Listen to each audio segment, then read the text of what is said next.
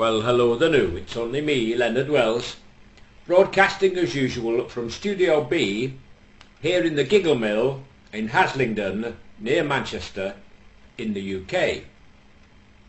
Studio B has, as resident studio engineer, none other than that very famous and sweet chap, Adolf Apfelstrudel, from Berchtesgaden in Bavaria, which is in Germany, you know.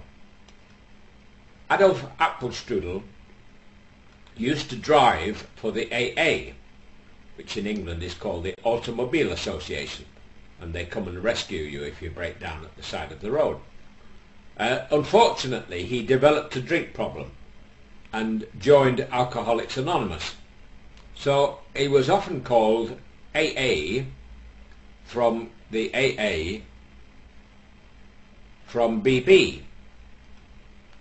Unfortunately, during the WAR, Adolf was gruesomely wounded and refuses therefore steadfastly to appear on camera because he doesn't like to frighten the children.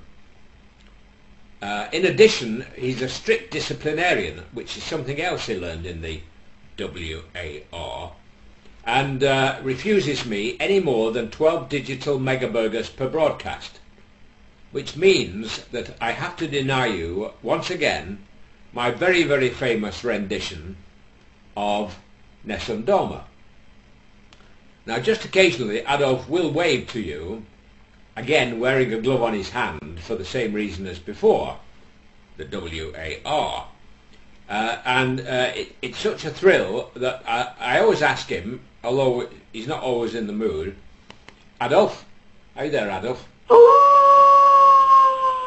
Oh, well, he's back from lunch, so occasionally more than occasionally actually, he has a skinful, and it gets a bit difficult to make any sense of what he says. So I just ask him, Adolf? Oh, one of those days, is it? Oh, right. But he's feeling a bit horsey, he says, so there's not much chance of him waving to you. So I've got two little ditties this afternoon, which I thought, both involving people from across the water, from the Emerald Isle. So we'll just recount them to you. Oh, it's these oaks, you know. You can't beat them for keeping you as regular as a clock. In fact, that's just 8 o'clock. Right, now two little ditties this afternoon.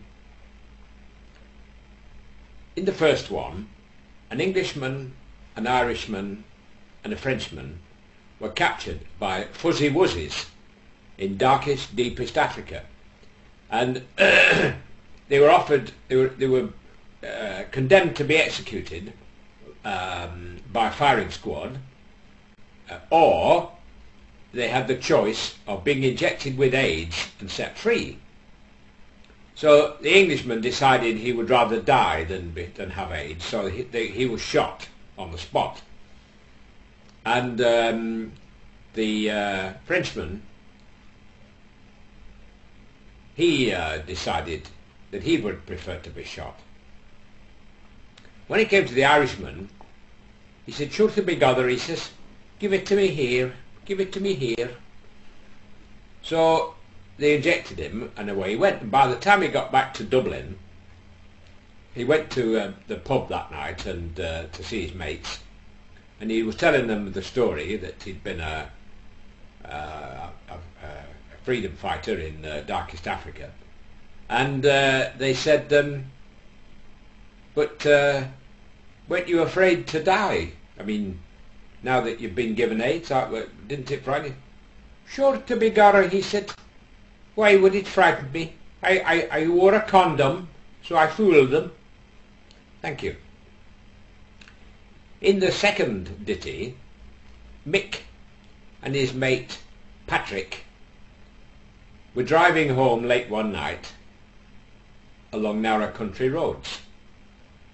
They'd had a few drops of the Guinness, you know, and coming the other way, unknown to them, many, many miles away, was one of those huge lorries trucks, I think you call them in America, which carry cars. And unknown to the driver of this truck, the lights on his truck failed.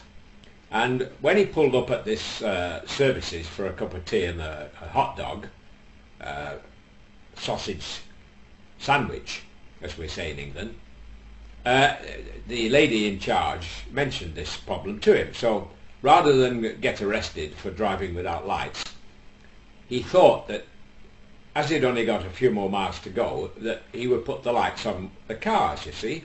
So he only had a car at the front, right at the top. So he climbed up and turned the side lights and the headlights on of the car, went to the back and did the same. And off he set, you see. He felt that it was reasonably legal to do this. And Patrick and Mick were coming the other way and were singing to themselves, you know, the usual ditties that people sing in Ireland when they've had a few jars, like Danny boy, oh Danny boy. And they were driving along, and all of a sudden, round the bend, came the lorry with the lights on the car at the top, you see. So Mick, who was driving, suddenly turns the wheel and drives straight into a ditch. And luckily they weren't hurt. And when they got out, Patrick says to him, he says, "Sure to be gorrous, Mick, what on earth were you thinking of to drive into the ditch that way?" "Oh, Patrick," he says, "did you not see what was coming?" He said, "If it had been as wide as it was high, we would have stood no chance." Thank you and good night, folks.